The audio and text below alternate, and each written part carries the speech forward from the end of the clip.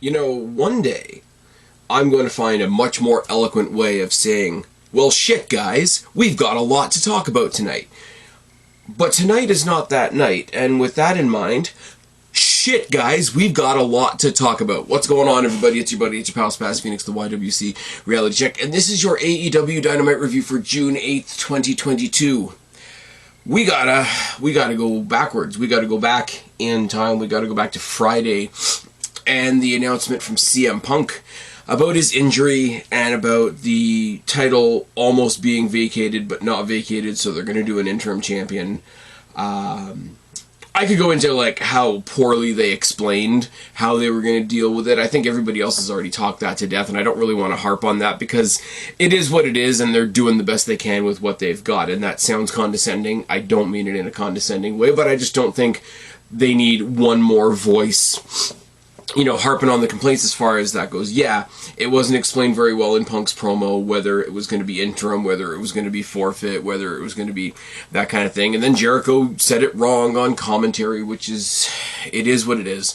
And then they had to release, like, press release after press release, and then release more and more detailed graphics explaining what was going to happen tonight. But the whole thing is, because there was one bit of bad news and one bit of good news that came out over the course of the weekend, and both just make me roll my eyes a little. And I want to go on a bit of a tangent before we get into tonight's show, because tonight's show is, it's all over. I don't even know whether to say whether tonight's show was good or bad. It was just all over the map, understandably so.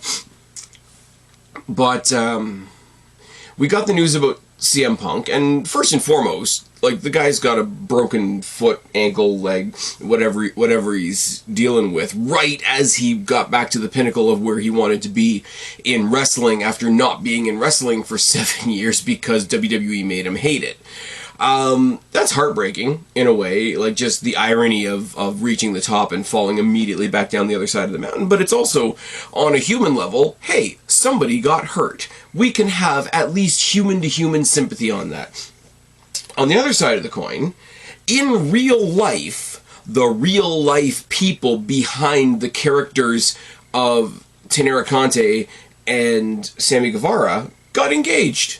And yeah, 9 months after his last engagement, whatever, you know, personal life is what it is. But here's what I want to say. Here's what I want to start off this pod with. And no, I'm not the one that should be giving moral lessons and lectures to anybody, because I'm pretty much an asshole. But if you are taking any joy in the injury of CM Punk, or you are showing any hate towards two people that clearly care for each other, getting engaged and living their best life, you are the worst kind of person. That's all I've got. So, that being said, all thoughts and wishes go to CM Punk. All congratulations and good vibes go to Sammy Guevara and Tay Conte, who get shit on later in this show, do they not? Oh, yes. So, when we did finally get the explanation, and there was still one piece that was left out, and unless I missed something, and we'll get to that in a second as well, but it was immediately laid out and explained later on that on this Wednesday's show, there would be a battle royal at the beginning of the night. The end of the night, the winner of that battle royal would face Jon Moxley.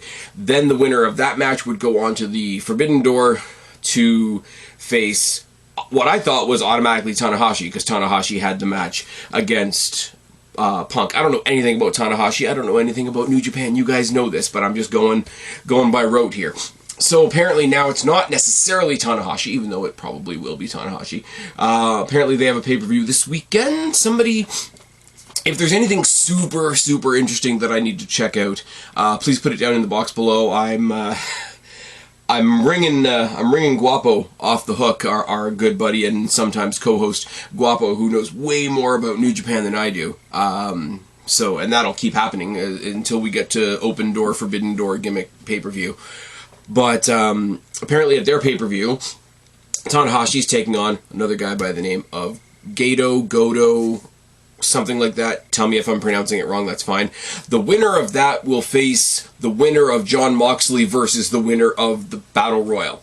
Okay, so it's a makeshift tournament slash battle royal slash contender slash we're sort of using the ranking system, but we're sort of not. I don't know if New Japan has a ranking system. Somebody tell me down in the box below. But I got very concerned when the show started off.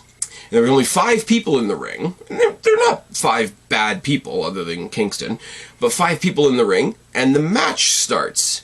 To which I remember that, oh yeah, I'm watching AEW.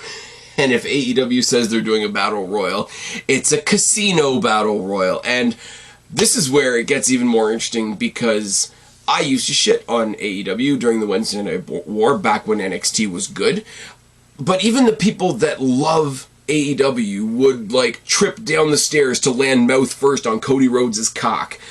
Said they didn't like the Casino Battle Royal, they didn't like the whole Joker thing. I love the Casino Battle Royals. The Tag Team Battle Royal, not so much, but the Casino ladder match, all that sort of stuff.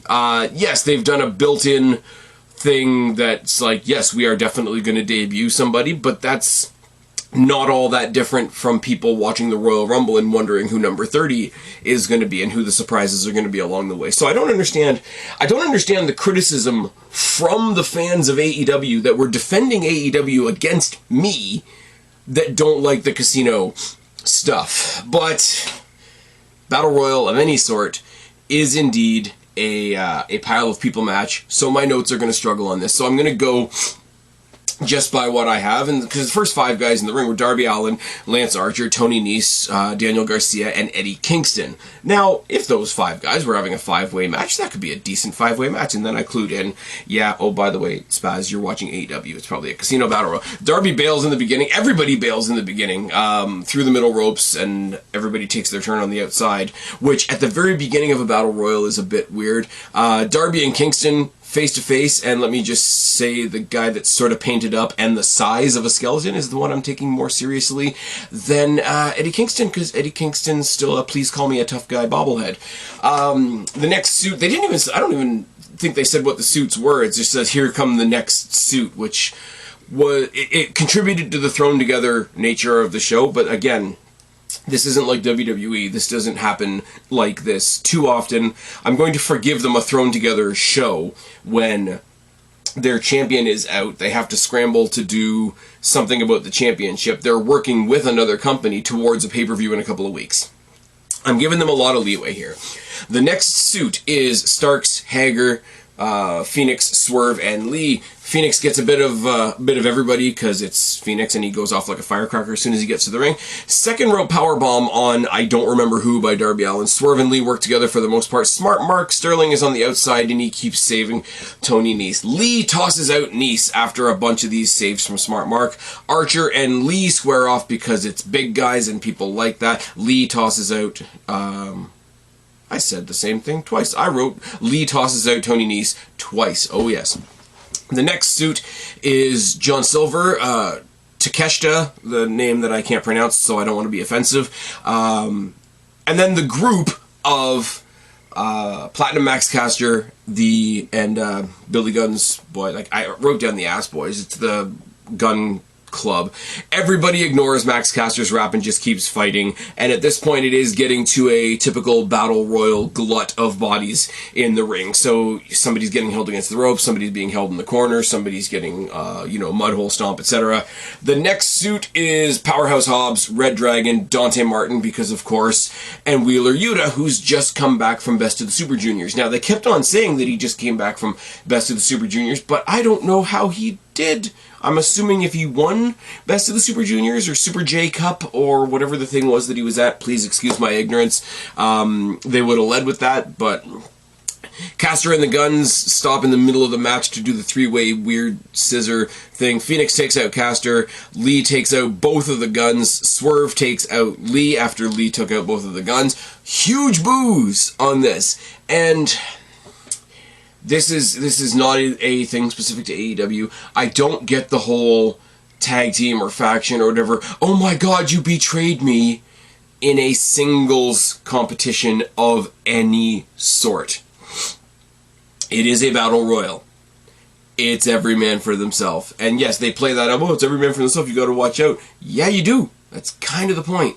But he gets booed large. So of that popular tag team, I guess we know who's the Jeff and who's the Matt, which is really unfortunate because I really like Swerve Scott. The Joker is Andrade, and the crowd goes mild. And I said mild because...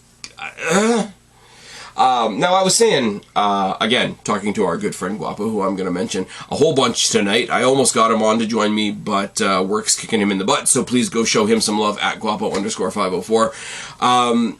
The whole Battle Royal is sort of tinged with the whole unfortunateness of, hey, this is only happening because Punk got injured, and it would be a really weird time to debut somebody new. My thought was either, Cesaro, Gargano, anybody else that's like waiting in the wings to join AEW. It would be a really odd time to debut them because I don't think either one of those would have won, and you don't want to make your debut off of somebody else's injury.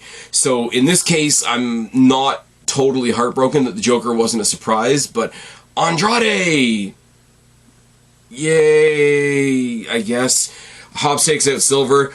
Several points in the match, people were trying to eliminate John Silver by his beard, and most of that happened during the picture-in-picture, but it was still funny as hell. Garcia and Kingston are brawling with each other. I think they made it all the way to the apron at one point. Kingston eliminated Garcia and then was absolutely swatted off the apron by Jake Hager, which made me laugh. Hobbs and Takeshita trade some blows in the middle of the ring. Team Taz get together to take out Takeshita. Team Taz get together to eliminate the Walking Armband, which makes me smile. Oh, yes. Phoenix takes out Ricky Starks. Darby and Andrade brawl because the last time is... And they said this on commentary, and I can't believe this is true, because time and space have absolutely no meaning in the post-COVID era. But is the last time we saw Andrade, the casket match that he had with Darby Allin?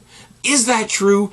That doesn't feel like it's true, but I don't think it's something they would lie about either. Swerve takes on Red Dragon 2-on-1, which is fine. My writing is absolutely terrible. Swerve tosses out Darby Allin, and for the second time in a row, Swerve, who's popular, gets booed to hell by eliminating somebody more popular. Andrade takes out Swerve, Yuta takes out Hobbs, and your final four are Kyle O'Reilly, Andrade, Wheeler Yuta, and Rey Fenix.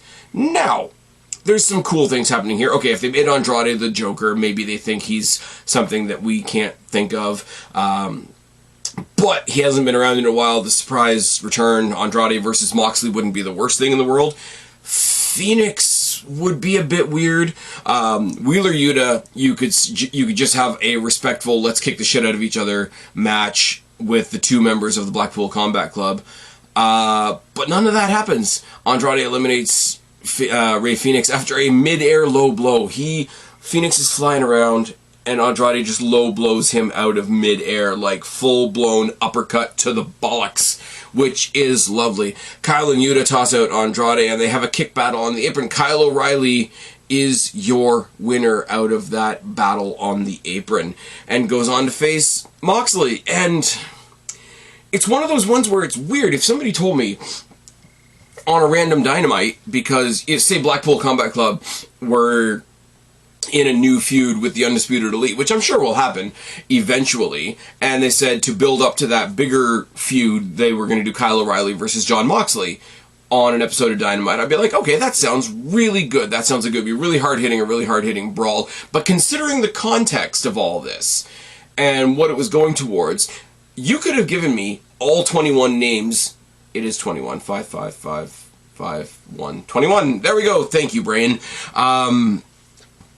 You could have given me all 21 names in this Battle Royal and said, who do you think is going to face Mox later tonight? In a million years, I wouldn't have said Kyle O'Reilly. And that's not out of any disrespect for the guy. Especially toward the latter stages of good NXT. Kyle O'Reilly was really showing, like, you know, pull up your socks and hold a whole brand together, pretty much. But, it is what it is. So our main event is now set. Kyle O'Reilly versus Moxley. I will say, again, only for the second or third time in recent memory, but there wasn't a whole lot else set for this show. Again, I'm giving them the hugest swath and free path because they're basically trying to make up for the fact that Punk isn't available to them at the moment, and he just won their championship. So, but it is weird to not go in knowing, like, we knew, you know, Punk and Buddy Matthews was happening. We knew there was a women's championship match, which we're going to talk about later on. We knew there was going to be the Battle Royal in the main event, but that was it. That you sort of had, like, the decent skeleton of a good show rather than the typical Excalibur's being an auctioneer and saying, tune in next week where you're going to get this and this and this and this and this and this. Didn't quite have that this week for obvious reasons. Now, we got a lot of information thrown at our faces after this.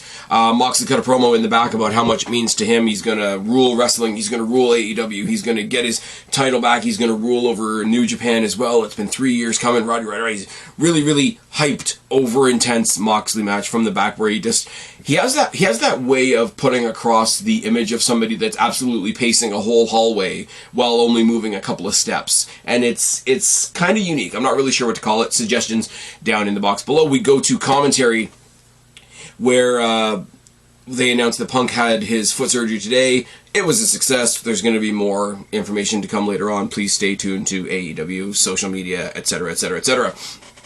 And then we announce that they threw to a video package, but it was like, hey, there's going to be one more thing for all of our superstars to shoot for the moon for, etc. And we've got all these great athletes and they need something else to shoot for. And in my head, I was like, okay, everybody and their brother has said, well, AEW are the only company that really does factions, which isn't true, but, you know, they need to do a trios title. They're the tag team company. They have so many trios in this tag team company that they're the only ones that do tag team wrestling properly. We're going to get those trios titles. Tony's already got the belts made. I've got them on speed dial. I've already secretly seen the belts. I just can't put them on my YouTube channel because I'm actually full of shit. And I cackled out loud at my television at the announcement that AEW is introducing the All-Atlantic Championship. Clearly their version of the Intercontinental Championship, which is fine. But Tony Khan, once again, said, fuck your feelings. Oh, you want a trios title? Here, have one more singles title. And I don't care. If they do the trios titles eventually, that will be fine. Honest to God, that will be fine. But here's the deal. Here's the thing, and here's the thing. And here is where me having conversations with Guapo will help me, because I made this point to him, and I'm going to find my note now. We talk about other companies, and by other companies, yes, I mean WWE, having way too many titles, having way too many championships, and da-da-da-da, and Sasha and Naomi leaving WWE shows you that we don't even need the tag titles, which is another argument for another day. By the way, separate note, speaking of WWE, I will be dropping another long-form commentary on Friday, and I'm sure those of you that have been following me for a long time will like it, and I'm also sure that it will piss off all the right people. So tune in Friday. That one's going to be a lot of fun. But this means now, in AEW, considering they just acquired ROH, on their AEW programming, this is not including AAA, this is not including anything that they do with New Japan, this is not including anything that they did with the NWA, this is just current titles that AEW has. AEW, TNT, All Atlantic, Women's TBS Tag, the Dynamite Diamond, if you want to compare that to maybe like your King of the Ring. Then you have the ROH title, the ROH Pure title, the ROH TV title, the ROH Tag titles, and the ROH Women's Championship.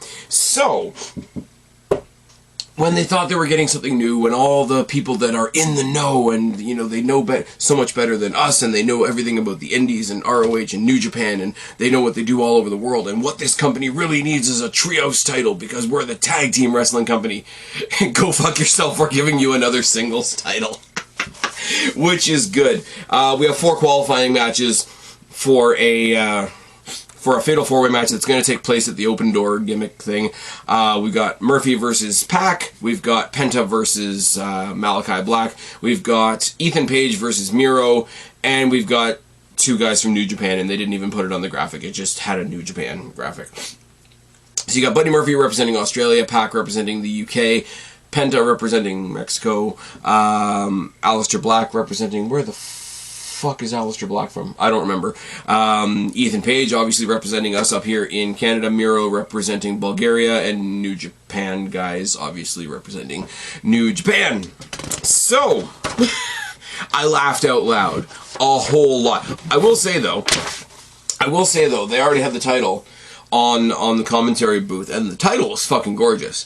The title, it almost looks like they use, and I'm not saying this in a derogatory way, so don't come for me. It almost looks like they use the template for the most recent women's title currently being held by Thunder Rosa.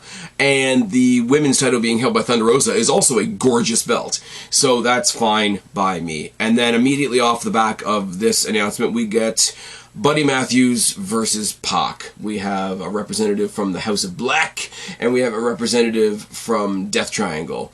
And this is one of those things, and it's not the only time I'm going to say this tonight. What do you want me to say? These guys, Buddy Matthews, Pac, we know what they can do. They went out there and they did what they can do. They had a really fucking solid match. The only thing I will say, the only thing that sort of dates it back to WWE is there was a period of time in WWE on Raw where they just had this, what seemed like an endless feud between Buddy Murphy and Aleister Black just because they didn't have anything else for either of them to do.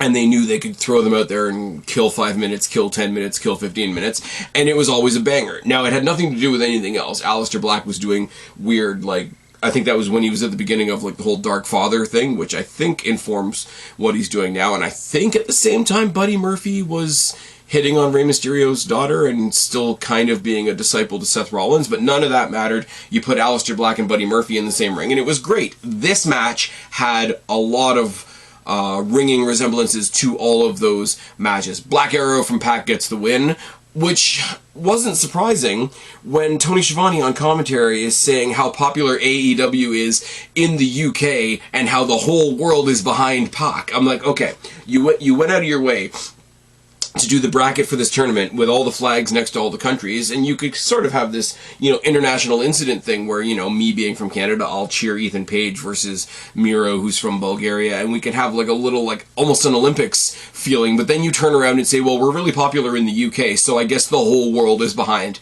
Pac. That was a little bit weird. I will say, though, off the back of these guys having their trios match at Double or Nothing, which was awesome.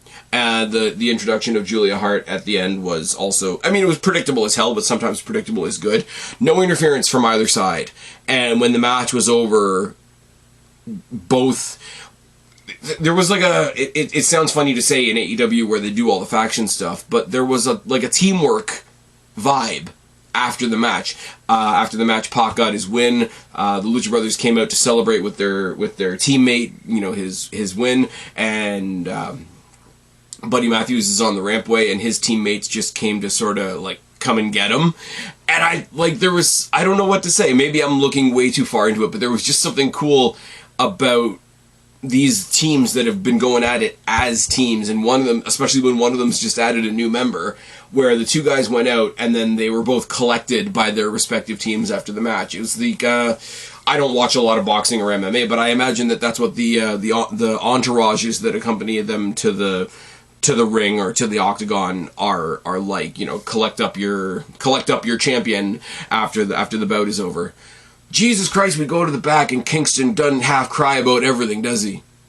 Jesus Christ, he's in a battle royal and he lost. He's mad at the Jericho Appreciation Society. He's mad that he lost the battle royal. He's fuming. He wants him on Rampage, and he's going to show how tough he is by like telling off the camera tech who's trying to count him down because I'm not a sports entertainer. You can't tell me when to wind up my promo, brother.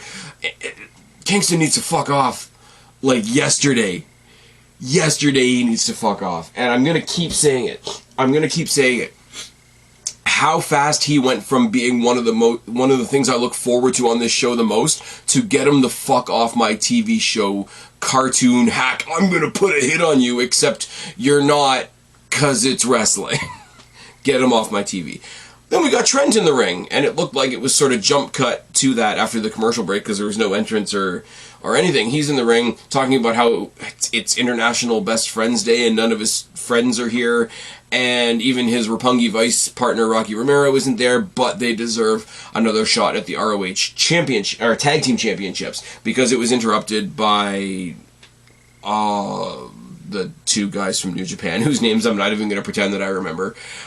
He's very respectful to FTR. FTR come out and they agree with the same thing, and he said, hey, you didn't exactly beat us, but we didn't exactly beat you either. You know, that's not the way it's supposed to go down, but you should really be mad at Ospreay's bitches for interrupting the match. And here is me being the guy that doesn't watch New Japan, me being the guy that up until recently was, you know, one of the Fed heads, me being the guy that's been to exactly one indie show, or one indie company in my life. Shout out to Destiny Wrestling, check it out for your Spaz Phoenix bucket list, it's fine.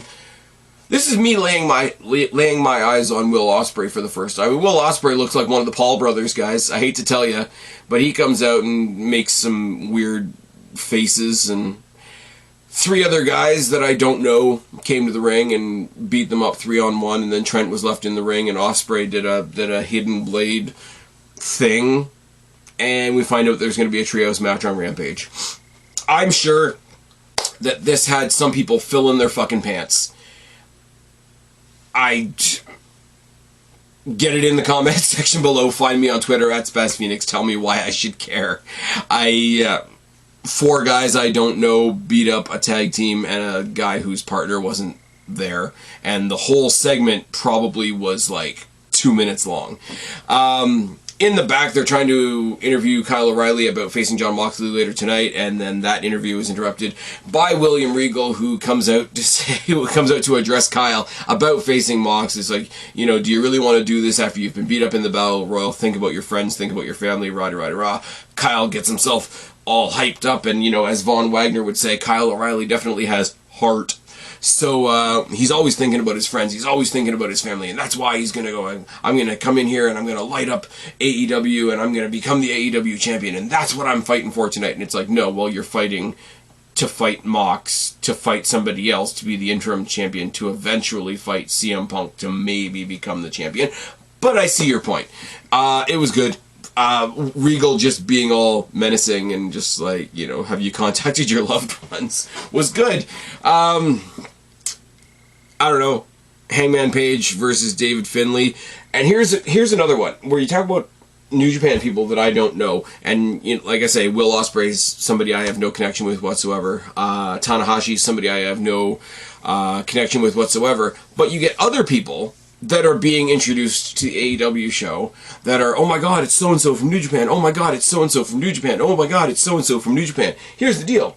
If you bring in Hikuleo, if you bring in David Finlay, if you bring in Jay White specifically, who we're going to talk about in a second, I'm going to be like, hey, that's Jay White from Impact.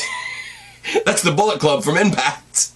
Which I'm sure will drive some people nutty. I'm sure it'll drive them right up the goddamn wall. But it would be the same thing if Impact Wrestling's Chris Bay came over. I'm like, oh, that's Chris Bay from Impact Wrestling's Bullet Club.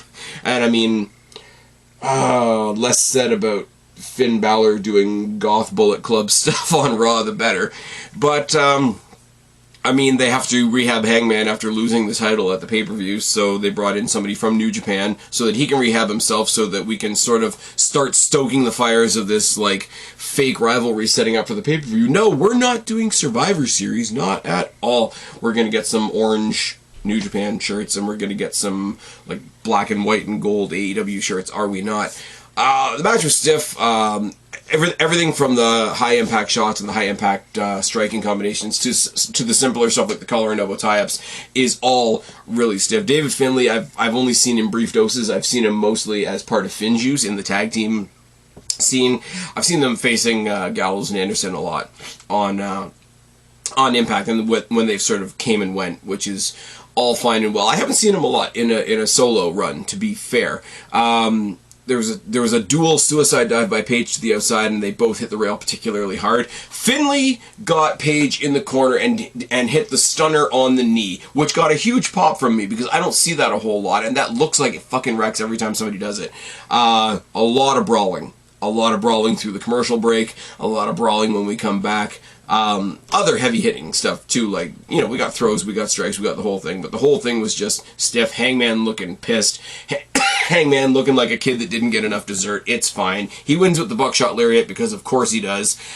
And then he comes out and he gets a microphone and he's taken lessons from Kingston. He's crying about not being in the Battle Royal. He's crying that he knows, oh, there's no way I'm going to get back in the AEW title picture, except, yeah, you're buddies with the people that run the place, so you probably will. And then he stands in an AEW ring and says, well, the AEW title's not the only world title out there, which, phrasing, he calls out IWGP champion Kazuchika Okada, who is a name that I know, and I'm guessing that he's the champion. Is that the champion? Is the IWGP... Am I totally losing my brain here? Or is the IWGP title the one that they just got a new belt recently and it kind of looks like Cody's neck tattoo? Is that the one, or am I thinking about something else? But he calls out the champ Okada for Forbidden Door, which is fine. I mean, one of theirs is going to fight for our champion, one of ours is going to go fight for their champion. That's a simple enough story to tell.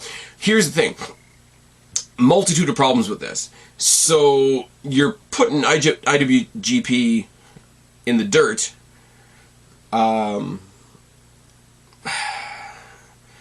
Sorry, not IWGP, NJPW. Sorry, I'm getting my initials confused. You're putting NJPW in the dirt if you say, hey, this guy that just lost our title is good enough to go for yours. That's one thing that lost my train of thought again. That's one thing that doesn't really make sense about it. I just lost our title, so I'm going to go after yours. That's fine. The other thing that was even better is Adam Cole was on commentary the whole time. And I'm sorry, it's still true. I care way more about Adam Cole than I do about Hangman, and it's just the way it is.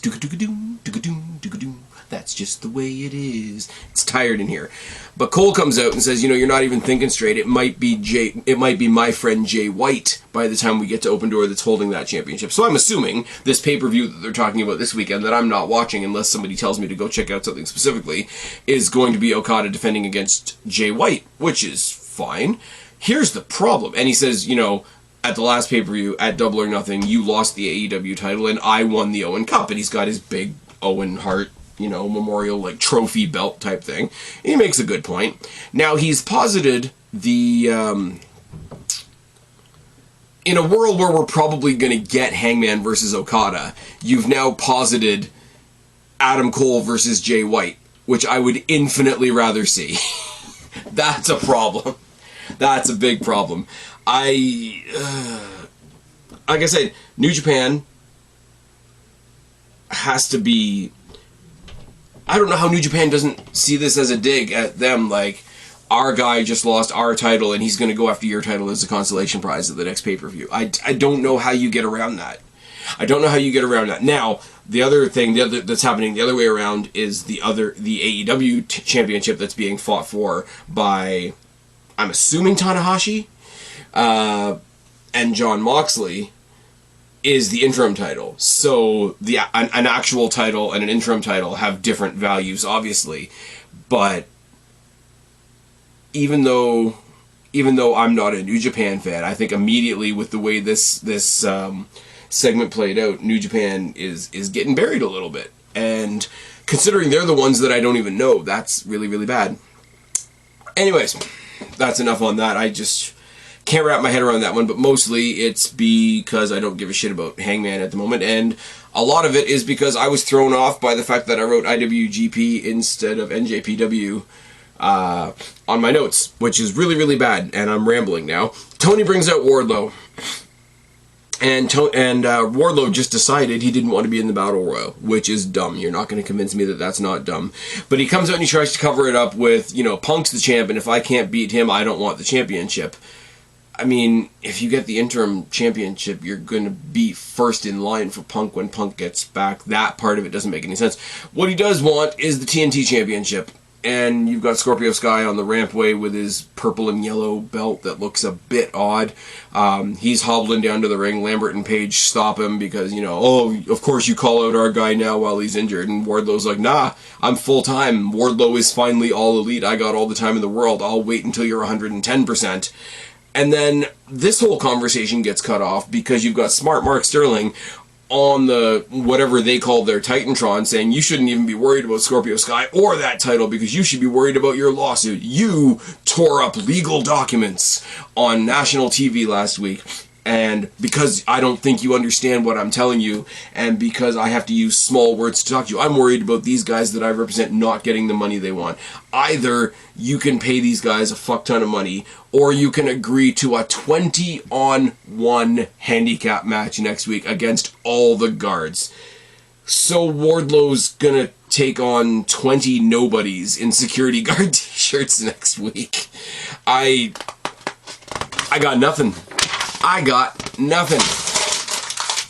We show the Young Bucks and Brandon Cutler in their, I'm guessing, hotel room, and the Hardys burst in because the door's not closed, and we yell at Brandon for that, which is fine. They start yelling about who should be the number one contenders. Christian then leads in the Jurassic Express and makes a bad joke about the door not being locked, tells both of them that neither team is worthy of a title shot, and then suggests that they both get a title shot next week. He sort of has a half conversation because he sort of cuts his own team and the Bucks out of the equation. He's basically talking to the Hardys. It's like, why don't we do this in the match that we made famous? And everybody's thinking TLC, but I don't think they can say TLC because I think that's a trademarked term. So it's going to be a three-way ladder match next week for the AEW Tag Team Championships between the Bucks, the Hardys, and Jurassic Express, and that's just fine. That's happening on the same show that Ortiz is going to cut Jericho's hair, spoiler alert, setting up for Blood and Guts, and that's just fine. We've got a bunch of other weird and random stuff for Rampage that I didn't even write down. And then in the death slot, we've got Thunder Rosa defending the Women's Championship against Marina Shafir. Now, here's the problem. There's been a rumbling about Thunder Rosa being either cut from last week's show or not referenced in last week, because last week was the bigger show when they were in front of all the new Turner executives and all that kind of thing. The champion wasn't on the show. Rumors are that she was sick. I really don't know how true that is, but there was no mention of her win at the pay-per-view. There was no video package like, hey, here's our women's champion, etc. And I think she's auctioning off a bunch of her gear to help support the victims of the Uvalde shooting, which, even if you're not going to feature her as your champion, at least plug the charity thing, because that's a pretty decent thing for her to do. I think it's close to where she lives. I don't know. I didn't follow the story wholeheartedly, I'm not going to lie. So she was very underrepresented, was the thought coming out of last week. And I can get that. She's the main champion. She should be focused on and all that kind of thing. This week, to get her on the show, they had her cut a half-ass promo in the back. I don't mean half-ass on her behalf, but like a little half-ass clip of a open challenge where she says, I'll face anybody. I'd rather it be somebody from the top 5, but I'll face anybody. And Marina Shafir steps up. And I don't have anything against Marina Shafir. I really don't.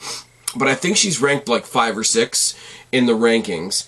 And she hasn't been featured on TV at all since she lost to the mid-card women's champion on the pre-recorded secondary show. So it's impossible to get involved in the match. It's impossible to get invested in the match because clearly this is a match that was put on the show to get Thunder Rosa on the show. Now I gotta double down on it. I have no problem with that. Give her an exhibition. Give her another warm body across the ring to show what she can do as the champion. Absolutely fine. But don't go so far into over-explaining it. Be like, I'll take on whoever comes out, and have Marina Shafir come out as a surprise challenger, as opposed to trying to make it actually work. Because, like I said, the last time I saw Marina Shafir getting any focus at all was leading up to a pre-recorded TBS championship match on Rampage against Jade Cargill, who, again, we knew she wasn't going to beat. Now, all of that being said, this was a good match. Like I say, exhibition for the champion Thunder Rosa to look really, really good, but also decent amount of time. They went through a commercial break, unfortunately. Submission exhibition from both women, which is fine. Thunder Rosa got the win after I think there was a couple of counter pins, and then she finally rolled her up. Post-match assault, and it wasn't even really a post-match assault. Like, she kicked her in the back and then sort of half-ass had her in a chicken wing type thing, and she was saved by Toni Storm, and then there was an awkward moment. There is that typical awkward moment when somebody comes down to save the champion and hand them their belt, but they sort of pause, and it's like, ooh, I could fight for this. Now, as cliche as that moment is, please give me Thunder Rosa versus Toni Storm on my TV screen. I said it leading up into the pay-per-view. I wasn't really into either of the women's championship matches, the TBS or the AEW, because everybody that I wanted to see get a title match was involved in the Final Four of the Ladies Owen. That was Ruby Soho, that was Toni Storm, that was Chris Statlander, that was Britt Baker. Now that the Owen is over, I don't know why Britt Baker isn't taking her, her Owen trophy belt thing and being like, well, I made history one more time in this company. I'm going to get another shot at you. Give her another huge victory over Britt Baker. I'm not saying put the title back on Baker, but then you go off and you have her go against Statlander. You have her go fucking Ruby Soho versus Thunder Rosa. Would make my life. We already know that hopefully Athena is going to save that belt from Jade Cargill, and we can stop worrying about that. We can break up the baddies. Kiera Hogan can get some proper spotlight. I do like Malcolm Bivens. Or what's his name? Stokely Hathaway.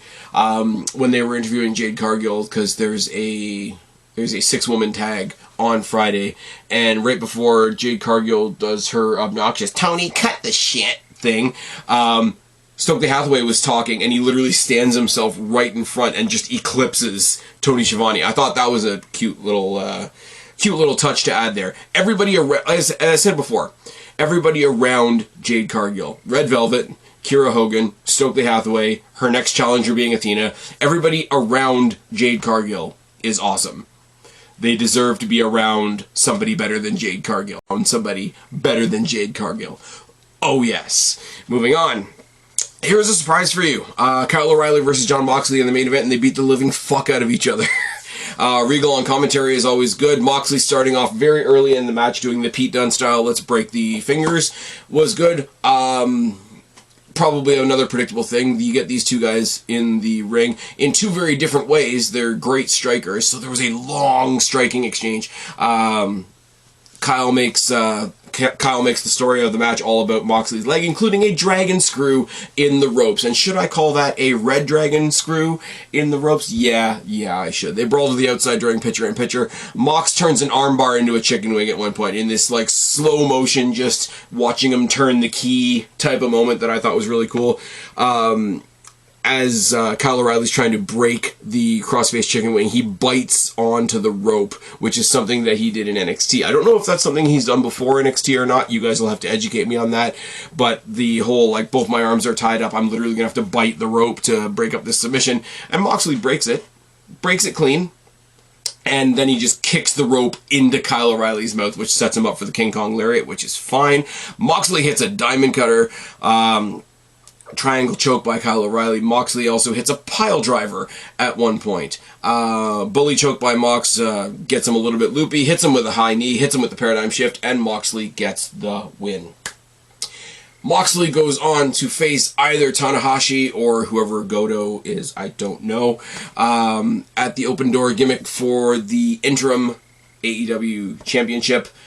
And then whoever wins that, I'm assuming, will be Moxley. Then we get CM Punk versus Moxley, which will be a very interesting story to tell at that point, because CM Punk being this, and I know they don't have to base every story on this, but when Moxley went away to deal with his personal issues, as he should, as I'm glad AEW let him do, respectfully and all that, Punk was the one that immediately came out onto the show the next time they had a show, vocally, in Moxley's corner, showing him all the support, getting the fans all rallied behind him that weren't behind him already. So there's an existing thing between the two of them on this brand already, and I think by the time Punk's good again, because like we said, they announced that his surgery went well and all that. By the time he's good again, we don't know how Moxley, who and how Moxley will be. We won't know where the Blackpool Combat Club is at that point, it'll be a very interesting story if it's Moxley versus Punk somewhere down the line to crown the undisputed AEW World Champion. There's a lot. I said it at the beginning, and I'm going to say it again now. I don't know how to feel about this show, because this show was all over the place in all the ways that it had to be. Going into the show, the AEW Interim Championship was the story. I think coming out of it, the All-Atlantic Championship being introduced virtually out of nowhere is going to be the bigger sticking point, the bigger point of contention and conversation, because the AEW title picture we've been talking about since Friday, and this has gotten dropped in our laps today. So it'll be very interesting to see where the conversation goes about tonight's show. As I say, tune in tomorrow. Actually, yeah, you guys are listening to this on Thursday, so tune in Friday morning. I will have another podcast for you about not AEW, I'll just say that much, and as I say, it'll piss off all the right people, and all of you that have been along with me for the ride for the past couple of years will probably love it. Next week, you're gonna get your AEW Road Rager review, because it's just an episode of Dynamite, and hopefully I will have Guapo here to talk Impact with me. We're going to preview Slammiversary, which already looks like a kick-ass card. If you got anything you guys want to ask specifically, or anything that you want me and Guapo to specifically touch on as it comes to the Impact Slammiversary card, throw it down in the box below, and I'll try to wedge it into the conversation at some point. I've been rambling for way too long now. It's very, very tired in here, as I'm sure you could tell when I've lost my train of thought more than once. I'm gonna stop talking. That's how that works. I've been Spaz, your YWC reality check. Subscribe up there, talk down there, start a conversation. Keep all these conversations going. Don't be a stranger. I will talk to each and every single last one of you later, but for right now, I'm very tired, and I'm tagging out. Bye, guys.